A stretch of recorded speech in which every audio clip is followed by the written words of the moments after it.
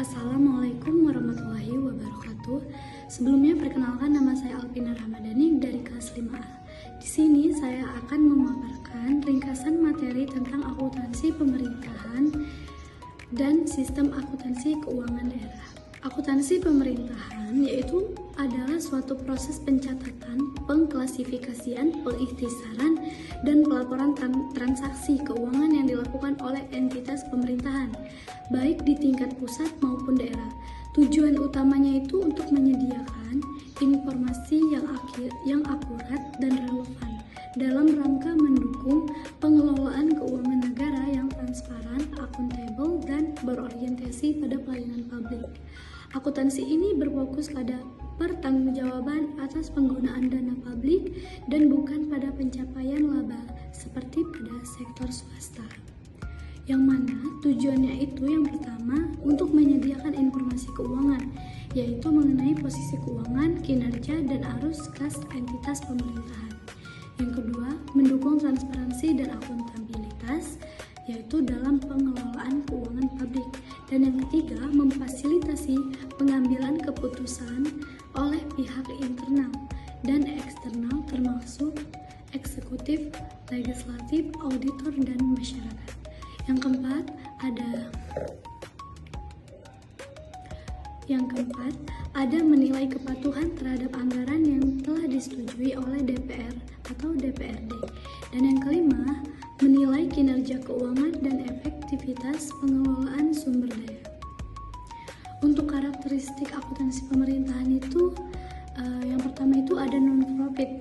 Non-profit itu yang artinya itu tidak berorientasi pada laba, tetapi pada pelayanan masyarakat. Nah, dan yang kedua itu ada berbasis anggaran, yang mana itu fokus utama pada pelaksanaan anggaran yang telah ditetapkan. Dan selanjutnya itu ada akuntabilitas publik, harus mempertanggungjawabkan penggunaan dana publik kepada masyarakat dan lembaga pengawas. Selanjutnya ada multi basis akuntansi, yaitu menggunakan basis kas untuk pelaporan anggaran dan basis akrual untuk laporan keuangan. Selanjutnya pengaruh regulasi tinggi, yaitu diatur secara ketat oleh undang-undang dan peraturan pemerintah. Selanjutnya itu ada SAP atau Standar Akuntansi Pemerintahan, yang mana itu pedoman baku dalam menyusun dan menyajikan laporan keuangan entitas pemerintahan ditetapkan dengan Peraturan Pemerintah Nomor 71 Tahun 2010 tentang Standar Akuntansi Pemerintahan. SAP berdasarkan basis itu yang pertama, basis cash menuju akrual atau cash toward accrual digunakan untuk laporan realisasi anggaran. Dan yang kedua itu basis akrual, itu digunakan untuk laporan keuangan lainnya seperti LO, neraca, LAK, dan lain-lain. Dan prinsip SAP itu juga yang pertama itu kesesuaian dengan peraturan perundang-undangan. Yang kedua, kewajaran penyajian informasi, dan yang ketiga, keterbandingan dan konsistensi. Selanjutnya ada jenis laporan keuangan pemerintah berdasarkan SAP. Yang pertama itu ada laporan realisasi anggaran atau LRA, yang mana menunjukkan perbandingan antara anggaran dan realisasinya. Dan yang kedua ada laporan perubahan saldo anggaran lebih atau LPSAL, yaitu menggambarkan perubahan saldo anggaran lebih selama satu periode. Yang ketiga itu neraca, yaitu menunjukkan posisi keuangan pada akhir periode, yang mana itu ada aset, kewajiban, dan ekuitas. Dan yang keempat ada laporan operasional atau LO, menunjukkan kegiatan operasional entitas pemerintahan. Dan yang kelima laporan arus kas atau LAK, menjelaskan penerimaan dan pengeluaran kas selama satu periode. Dan yang keenam itu catatan atas laporan keuangan atau CALK, menyediakan penjelasan tambahan atas laporan utama. Dan yang keenam itu ada siklus akuntansi pemerintahan. Yang pertama itu pencatatan transaksi keuangan berdasarkan dokumen sumber. Dan yang kedua, pengklasifikasian transaksi sesuai akun. Yang ketiga, pengikhtisaran dalam buku besar. Yang keempat, penyusunan laporan keuangan berdasarkan SAP. Yang kelima, audit oleh BPK dan pelaporan kepada publik dan DPR atau DPRD. Nah, Sedangkan sistem akuntansi keuangan daerah atau SKD itu sistem yang mengelola informasi akuntansi pemerintah daerah untuk menyusun laporan keuangan sesuai dengan standar akuntansi pemerintahan atau SAP. SAKD mencakup prosedur sumber daya manusia, perangkat lunak, perangkat keras, dan kebijakan yang digunakan oleh pemerintah daerah dalam pengelolaan keuangan. SAKD diatur dalam Permendagri Nomor 64 Tahun 2013 tentang penerapan akuntansi pemerintahan berbasis akrual pada pemerintah daerah. Fungsi dan tujuan SAKD yaitu menyusun dan menyajikan laporan keuangan secara sistematis, mengintegrasikan data keuangan dari seluruh SKPD dan unit kerja, menjamin konsistensi dan akurasi dalam laporan. Tujuannya itu mendukung transparansi dan akuntabilitas pengelolaan keuangan daerah. Yang kedua, memberikan informasi untuk pengambilan keputusan.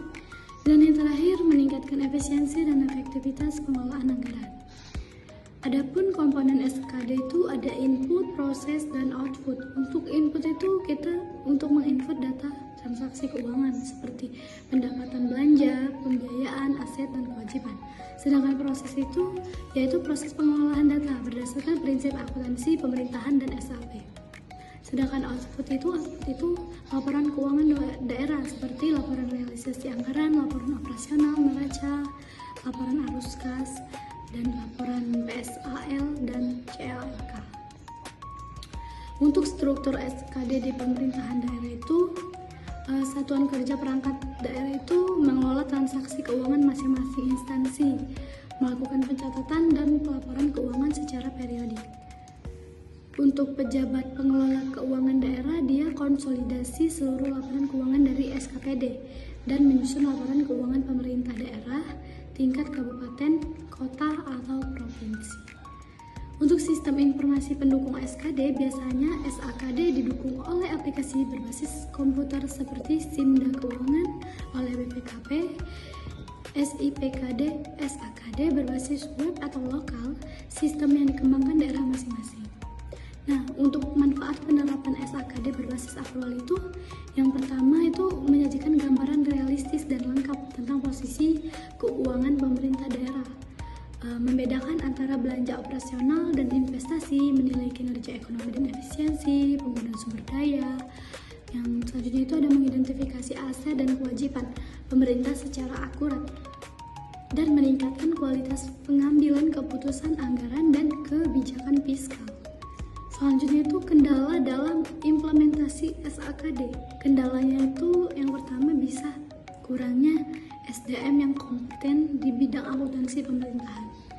Yang kedua itu dia keterbatasan infrastruktur teknologi informasi. Selanjutnya itu ada resistensi terhadap perubahan dari basis kas ke basis akrual. Kurangnya pemahaman SKPD terhadap standar akuntansi berbasis akrual. Untuk hubungan antara akuntansi pemerintahan dan SAKD, yaitu kalau akuntansi pemerintahan dia merupakan kerangka konseptual akuntansi di sektor publik, kalau SAKD dia merupakan sistem teknis operasional di daerah yang menerapkan prinsip akuntansi pemerintahan. Akuntansi pemerintahan dan sistem akuntansi keuangan daerah